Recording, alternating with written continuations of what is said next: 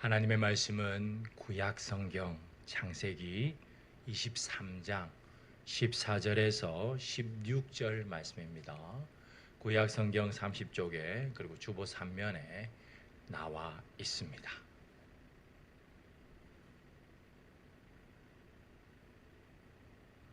제가 봉독하도록 하겠습니다. 에브론이 아브라함에게 대답하여 이르되 내 주여 내 말을 들으소서.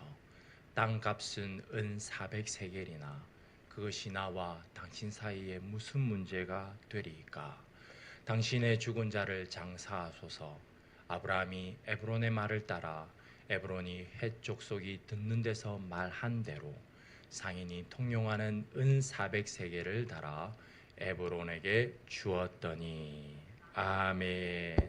오늘도 하나님의 말씀이 선포될 때에 땅과 하늘이 진동하기를 소망하며 주를 향한 나의 사랑을 찬양합니다.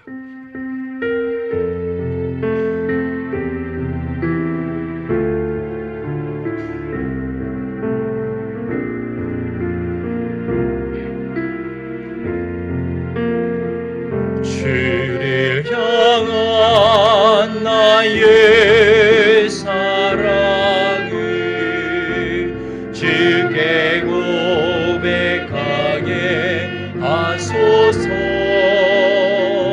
아름다운 주의 그늘 아래 살며 주를 보게 하소서. 주님의 말씀 선포될 때에 땅과 하늘 진동하리니 나의 사랑 고백하리라. 나의 구주 나의 친구 주님의 말씀 선포될 때 땅과 하늘 진동하리니 나의 사랑 고백하리라. 나의 구주 나의 친구.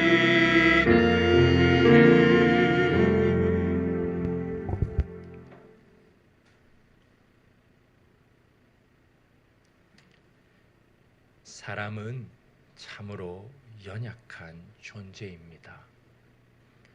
육은 연약합니다. 보이는 육이 연약하여 넘어지니 보이지 않는 영은 어떻겠습니까?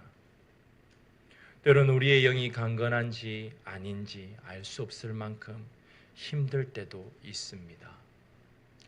복음송의 가사처럼 예수님처럼 바울처럼 그렇게 살고 싶지만 또 그것을 노래하지만 좀처럼 그렇게 되지 않는 것이 현실입니다. 이런 무더위가 기승을 부리는 날에는 정말이지 모든 것이 버겁고 힘듭니다. 예, 그렇습니다. 누구나 견디기 힘든 계절을 맞았고 우리는 하루하루를 버티며 살아가고 있습니다. 이 엄청난 지구를 데웠다가 식혔다가 하는 하나님은 정말 대단하십니다. 하지만 그 안에서 데워졌다가 식혀졌다가 하는 우리는 연약합니다. 하루하루 흔들림 없이 살 수만 있다면 얼마나 좋겠습니까? 하루의 사계절의 날씨가 모두 드러나는 봄, 여름, 가을, 겨울의 날씨가 모두 하루에 드러나는 유럽의 날씨처럼 12번도 넘게 걷잡을 수 없이 변하는 우리의 마음을 어찌하면 좋겠습니까? 제임스 앨런이라는 사람이 마음의 평화에 이르는 길, 이런 책을 쓸 정도로 마음이 왔다 갔다 하는 것은 우리에게 매우 일반적인 일입니다.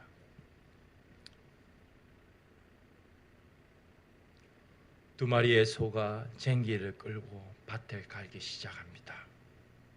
두 마리가 밭을 간 길이 각각 다릅니다.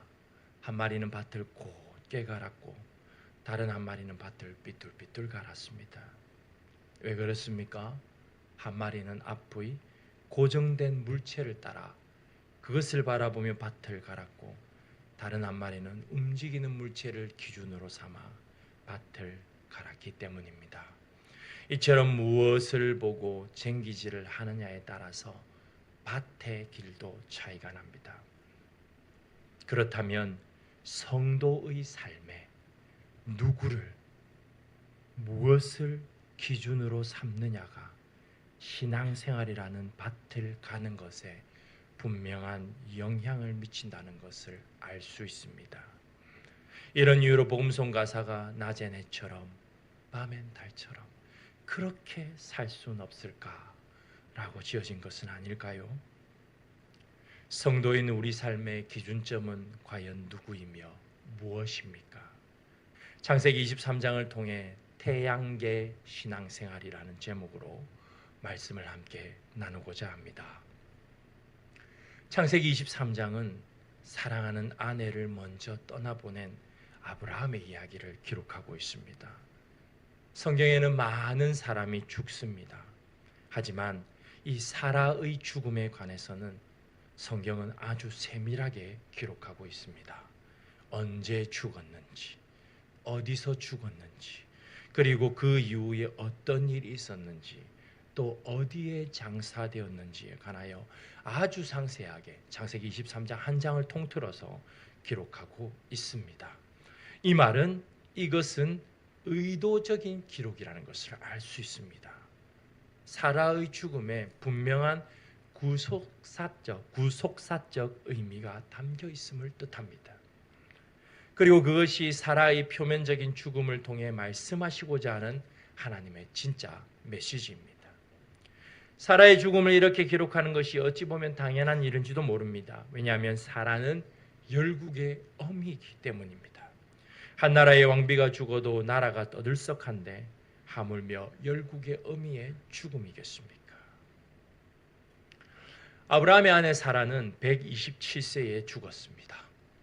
가나안 땅 헤브론 곧 기럇 아르바, 아브라의 성읍이라 불리는 이 헤브론의 옛 지명인 바로 그곳에서 죽었습니다. 이곳은 아브라함이 창세기 20장에서 그랄로 가기 전에 살았던 곳입니다. 창세기 13장 18절입니다. 이에 아브라함이 장막을 옮겨 헤브론에 있는 마므레 상수리 숲에 이르러 거주하며 거기서 여호와를 위하여 제단을 쌓았더라. 이것을 통해서 아브라함은 창세기 22장인, 우리가 부활주일에 살펴본 창세기 22장인 이 이삭을 드리는 사건 이후 다시 원래의 곳으로 돌아갔음을 알 수 있습니다. 아브라함이 얼마나 아내를 사랑했는지 2절이 기록합니다. 슬퍼하며 애통하다가. 이 표현은 죽은 자로 인해 견딜 수 없는 비통함을 표현하는 언어입니다. 이 두 단어를 통해서 아브라함이 그 아내를 얼마나 사랑했는지를 창세기 저자는 독자에게 아브라함의 감정을 전달하고 있습니다. 단 이 두 단어로. 아내의 시신 앞에서 일어나 나가서 헷족속에게 아내의 장사를 위해 4절에서 소유지를 요구합니다. 겸손하게 자신을 가리켜 당신들 중에 거하는 나그네요 거류하는 자로 그들에게 말합니다. 이것은 아브라함이 그 땅에 들어온 지 오래라 하여도 여전히 땅을 법적으로 소유할 권한은 아브라함 자신에게 있었던 것이 아님을 짐작할 수 있습니다. 비록 그가 하나님의 약속을 붙잡고 그 땅에 들어왔지만 실상은 아브라함은 헷 족속에게, 가나안에 거하는 헷 족속에게는 그저 이방인과 매 한 가지였습니다. 헷 족속은 아브라함의 말에 특별하게 6절에서 답합니다. 헷 족속은 아브라함이 사용한 당신들 대신에 우리라는 표현을 사용하여 답변합니다. 그들은 하나님께서 아브라함과 함께 하심을 보았다라는 이 말을 하나님이 세우신 지도자다라는 말을 통해서 전합니다. 그래서 그들은 아내 사라를 장사할 것을 허락합니다. 하지만 여기서 특이한 점이 있습니다. 이 특이한 점은 바로 이 본문을 해석하는 데 있어서 매우 중요한 역할을 합니다. 4절을 보십시오. 아브라함은 소유지를 요청합니다. 그런데 6절을 보십시오. 그들은 우리 묘실 중에서 좋은 것을 택하라 라고 말합니다. 게다가 우리 중에서 그것을 금할 자가 없다라는 것을 말합니다. 무슨 뜻입니까? 그 묘실의 주인이 사라를 매장하는 것을 금하면 우리도 어쩔 수 없다는 말입니다. 겉으로는 요청을 받아들이고 있지만 그들의 속마음을 알 수 있는 부분입니다. 아브라함이 말한 소유지 요청과 헷 족속의 답변이 다릅니다. 그래서 아브라함은 정확하게 다시 8절과 9절에서 말합니다. 그들에게 말하여 이르되 나로 나의 죽은 자를 내 앞에서 내어다가 장사하게 하는 일이 당신들의 뜻일진대 내 말을 듣고 나를 위하여 소할의 아들 에브론에게 구하여 그가 그의 밭머리에 있는 그의 막벨라 굴을 내게 주도록 하되 충분한 대가를 받고 그 굴을 내게 주어 당신들 중에서 매장할 소유지가 되게 하라 하기를 원하노라 하매 그들에게 명확하게 말합니다. 내가 필요한 것은 매장할 소유지라는 것을 밝힙니다. 그것에 후하게 대가를 지불할 것도 말합니다. 그러자 그 가운데 있던 굴의 주인인 에브론이 10절에서 성문에 들어온 모든 자들 앞에서 이제 아브라함에게 말합니다. 성문은 원로들이 모이는 곳을 말합니다. 이것은 룻기서에 아주 잘 나타납니다. 룻기 4장 1절부터 4절입니다. 보아스가 성문으로 올라가서 거기 앉아있더니 보아스가 말하던 기업 물을 자가 지나가는지라 보아스가 그 성읍 장로 10명을 청하여 내가 여기 앉은 이들과 내 백성의 장로들 앞에서 성문은 원로들이 앉아 사람들이 보는 가운데 판결을 하는 곳이었습니다. 합법적인 판결이 이루어지는 오늘날의 법원과 같은 곳이 바로 이 성문의 장소입니다. 이 에브론이 바로 이 원로들이 듣는 가운데 아브라함에게 답변합니다. 11절입니다. 그냥 가지고 가십시오. 이 부분을 잘 이해해야 합니다. 이것은 호의를 베푸는 것이 아닙니다. 당시의 상인의 용어로서 택도 아닌 것을 요구하면 그냥 가져가라 라고 말하는 내용이지요. 마치 이런 내용입니다. 자녀가 분가한 후에 부모의 집을 방문합니다. 분가한 자녀가 부모님의 집을 보니 이것도 좋고 저것도 좋아 보입니다. 그래서 부모님께 요청합니다. 이거 좋은데 저 주실 수 있어요? 그러니 부모님께서 가져가라고 하십니다. 자녀는 이것저것 계속 요구합니다. 그때 부모님 무엇이라 말합니까? 다 가져가라. 집도 달라고 해라. 이 말이 진짜 집도 가져가라는 말이 아님을 우리는 압니다. 이런 언어적 기법이 당시의 상권에서 통용되었고 지금도 그 나라의 상인들이 사용하는 전략입니다. 에브론은 택도 없다는 것을 이렇게 정중하게 지금 아브라함에게 말하고 있습니다. 아브라함은 이것을 알고 다시 말합니다. 9절에서 값을 후하게 쳐주겠다고 말한 후에 13절에서 다시 밭의 값을 지불하겠다라고 말합니다. 그러자 어떻습니까? 이제 본심이 나옵니다. 에브론의 본심이 나옵니다. 15절입니다. 그것은 은 400세겔이지만 돈은 우리 사이에 문제가 되지 않습니다. 이 말은 어떤 뜻이겠습니까? 이렇게 말했는데도 사겠다고 할까? 왜냐하면 은 400세겔은 아주 뻥튀기한 금액이기 때문입니다. 바가지를 씌운 셈이지요. 성경에서 땅을 산 사례를 보면 이 가격이 얼마나 터무니없는 가격인지 바로 알 수 있습니다. 단지 굴 하나입니다. 사무엘하 24장 24절에서 다윗은 은 50세겔로 아라우나의 타작마당과 소를 샀습니다. 은 50세겔로. 이 타작마당은 원으로 된 것으로 지름이 12m 정도 되는 것입니다. 대략적으로 그것의 원의 넓이를 구하면 113제곱미터가 되죠. 이것을 평으로 바꾸면 34평이 됩니다. 34평을 되는 것을 은 50세겔로 샀습니다. 당시에 34평 정도의 땅과 소를 함께 살 때 은 50세겔을 지불했습니다. 예레미야는 은 17세겔로 아나돗에 있는 밭을 삽니다. 이것이 밭의 가격입니다. 하지만 이것은 아브라함보다 훨씬 뒤의 사례들입니다. 그 말은 화폐 가치가 적용됐다는 말이지요.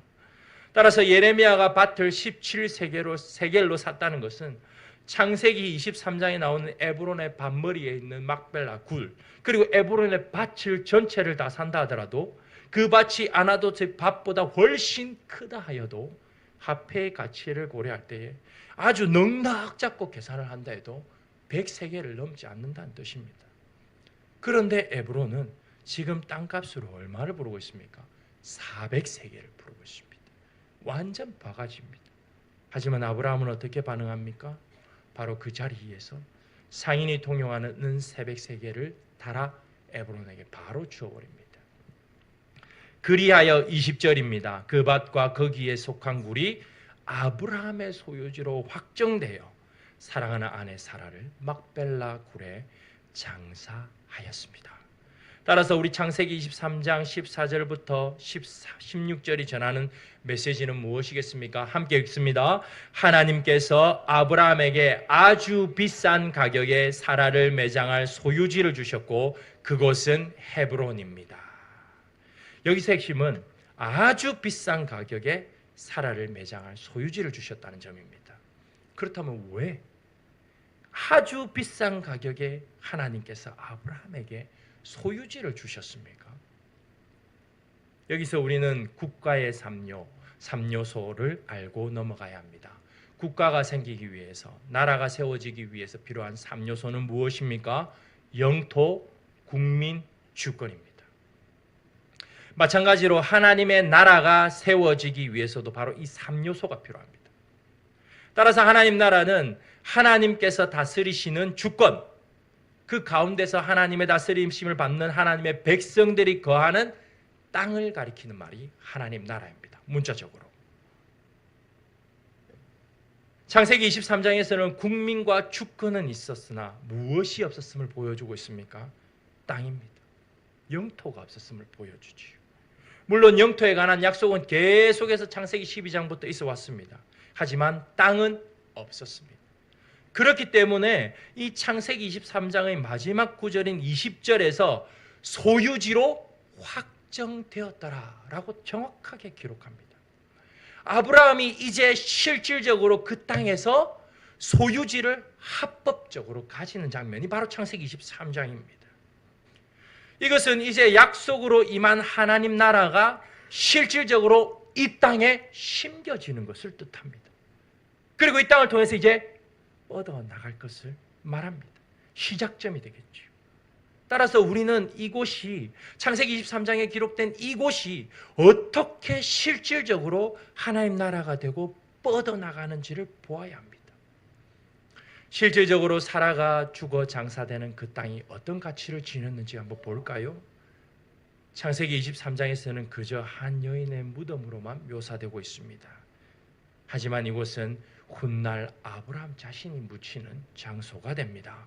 창세기 49장 31절에서 야곱이 말합니다. 아브라함과 그의 아내 사라가 거기 막벨라 굴이지요 장사되었고 이삭과 그의 아내 리브가도 거기 장사되었고 나도 레아를 그곳에 장사하였더라. 이곳은 훗날 엄청난 언약의 장소가 됩니다. 그런데 이뿐 아닙니다. 이 언약의 역사적인 장소가 어떻게 하나님 나라로서 뻗어나가는지를 성경이 말하고 있기 때문입니다. 성경은 흥미롭게 거기가 어디라고 가로까지 쳐서 표시해 놓았습니까? 창세기 23장 2절과 19절에서 거기가 헤브론이었다라고 말합니다. 이것이 단서지요. 헤브론이 어떤 곳입니까? 다윗이 훗날 왕이 되는 곳이 바로 이 헤브론 땅입니다. 그런데 아십니까? 헤브론은 다윗이 선택해서 왕이 된 땅이 아닙니다. 하나님께서 다윗을 이곳으로 가라 명하십니다. 사무엘하 2장 1절 우리 함께 읽어볼까요? 그 후에 다윗이 여호와께 여쭈어 아뢰되 내가 유다 한 성읍으로 올라가리이까 여호와께서 이르시되 올라가라. 다윗이 아뢰되 어디로 가리이까 이르시되 헤브론으로 갈지니라. 하나님께서 다윗을 헤브론으로 가라고 명하십니다. 그리하여 다윗을 하나님께서 헤브론에서 왕이 되게 하십니다. 이것이 우연일까요? 이것은 하나님께서 아브라함에게 약속하시고 소유하게 하신 그 실질적인 땅이 그 땅의 약속이 지금 다윗을 통해서 이루어지고 있음을 말합니다. 엄청난 확장이지요. 다윗은 바로 창세기 23장에서 말하는 그 역사적인 장소에서 왕이 되었습니다. 여기서 끝이 아닙니다. 왜냐하면 하나님은 이제 지역을 넘어서 다윗을 통해 하나님 나라를 본격적으로 확장해 나가시기 시작하기 때문입니다. 다윗은 전 이스라엘의 왕이 됩니다. 사무엘하 5장 3절입니다. 이에 이스라엘 모든 장로가 헤브론에 이르러 왕에게 나아오매 다윗 왕이 헤브론에서 여호와 앞에 그들과 언약을 맺음에 그들이 다윗에게 기름을 부어 이스라엘 왕으로 삼으니라. 다윗이 헤브론에서 이스라엘 전체의 왕이 될 것을 약속하고 이제는 그 도읍을 예루살렘으로 옮깁니다. 나라가 또 확장되지요. 따라서 이 말은 헤브론은 다윗이 전 이스라엘의 왕이 되기 전의 상태, 즉 유다의 상태를 가리킨다면 예루살렘은 전체 이스라엘의 왕이 된 후를 가리키는 단어가 바로 이 이스라엘입니다. 이 말은 다윗을 통해서 그 영토가 본격적으로 확장되었음을 말합니다. 아브라함에게 실질적으로 심으신 이 하나님 나라를 다윗을 통해 폭발적으로 확장시키셨습니다. 그런데 이것이 또 끝이 아닙니다. 왜냐하면 예수님께서 이 땅에 오신 것을 성경은 하나님 나라로 말하고 있기 때문입니다. 예수님께서 광야에서 마귀의 시험을 완전히 이기시고 자신이 이 땅에 왔다는 것을 친히 알리십니다. 마태복음 4장 17절입니다. 이때부터 예수께서 비로소 전파하여 이르시되 회개하라 천국이 가까이 왔느니라 하시더라. 여기서 말하는 천국이 바로 하나님 나라입니다. 자신이 하나님 나라이심을 오셔서 친히 증거하셨습니다. 결국 예수님께서 이 땅에 오셔서 십자가에 죽으시고 부활하시고 승천하심으로 바로 이 땅에서 하나님 나라를 완성하셨습니다. 하나님께서 하나뿐인 아들 예수님을 이 땅에 보내셔서 이 땅에 하나님 나라를 세우셨습니다.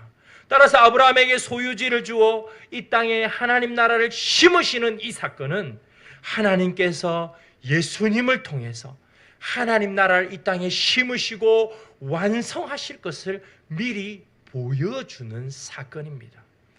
그렇다면 왜 값을 뻥튀기 해서 지불합니까? 이것은 하나님 나라가 폭발적으로 뻗어나갈 것을 보여주는 표시입니다. 하나님 나라의 비유는 마태복음의 한 가운데 장인 마태복음 13장 전체에 걸쳐서 나옵니다. 그 중에서 13장 31절부터 33절에는 겨자씨와 누룩의 비유가 기록되어 있습니다. 이 비유는 하나님 나라의 폭발적인 역동성을 잘 비유합니다. 모든 씨보다 작은 크기의 이 겨자씨가 자라면 어떻게 됩니까? 공중의 새들이 깃들 정도로 크게 됩니다. 또 누룩은 어떻습니까? 누룩이 들어가는 순간 완전히 부풀게 하지요. 모두 하나님 나라의 폭발적인 확장성을 가리키는 단어들입니다. 아브라함이 땅을 소유하고 그 값을 지불한 것은 모두 하나님 나라와 관련합니다. 그 하나님 나라는 지금도 강력으로 뻗어나가고 있습니다. 마태복음 11장 12절이 말합니다. 세례 요한의 때부터 지금까지 천국은 침노를 당하나니 침노하는 자는 빼앗느니라. 이 침노를 당한다는 이 표현은 강한 물살과 같이 홍수 같은 그 물살과 같이 하나님 나라가 확 뻗어나가고 있다는 것을 표현합니다. 그렇기 때문에 그 강력으로 뻗어나가는 하나님 나라를 향하여 뛰어드는 자들은 그 물줄기를 타고 하나님 나라를 확장시켜 나간다는 뜻입니다. 그 나라를 향하여 강력으로 뻗어나가는 그 나라를 향하여 뛰어들 수 있는 자들은 누구입니까? 바로 교회입니다. 왜냐하면 주님께서 승천하신 후 그리스도의 영이신 성령 하나님을 우리 가운데 보내셔서 이 땅에 교회를 세우셨기 때문입니다. 예수님께서 육으로 떠나가신 후에 성령으로 오셔서 이제는 교회를 세우십니다. 무엇을 뜻합니까? 교회는 주님의 사역을 이어서 이 땅 가운데서 하나님 나라를 확장해 나가야 한다는 것을 말합니다. 따라서 우리 교회는 주님의 3대 지상 사역인 가르치심, 선포하심, 치료하심, 이 일을 우리의 목표요 비전으로 삼고 달려가고 있습니다. 하나님께서 우리 교회를 사용하셔서 주님의 지상 사역을 이루게 하시는 교회가 되기를 진정으로 소망합니다. 이제 태양계 신앙생활에 관해 말해야 할 시간입니다. 이 제목을 보면서 무슨 뜻인지 궁금하셨을 것입니다. 제가 이 본문 연구를 마치고 설교를 준비하면서 고민이 생겼습니다. 아브라함을 통해 심으시고 예수 그리스도로 완성하신 이 하나님 나라가 이렇게 강력하게 뻗어나가고 있는데 왜 우리는 이 나라를 향하여 실질적으로 뛰어들지 못하는 것일까? 동시에 이 하나님 나라라는 이 추상적인 단어가 어떻게 하면 우리의 삶에 실질적으로 와닿도록 적용할 수 있을까? 이것을 고민하였습니다. 그때 하나님께서 제 마음에 태양계를 떠오르게 하셨습니다. 아, 그렇구나. 바로 그것이구나. 이렇게 깨닫고는 설교의 제목을 태양계 신앙생활로 바꿨습니다. 태양계는 스스로 빛을 내는 항성인 태양을 중심으로 태양의 빛을 받아서 태양을 빙빙 도는 행성이 있습니다. 거기에는 수, 금, 지, 화, 목, 토, 천해라고 하는 행성들이 있습니다.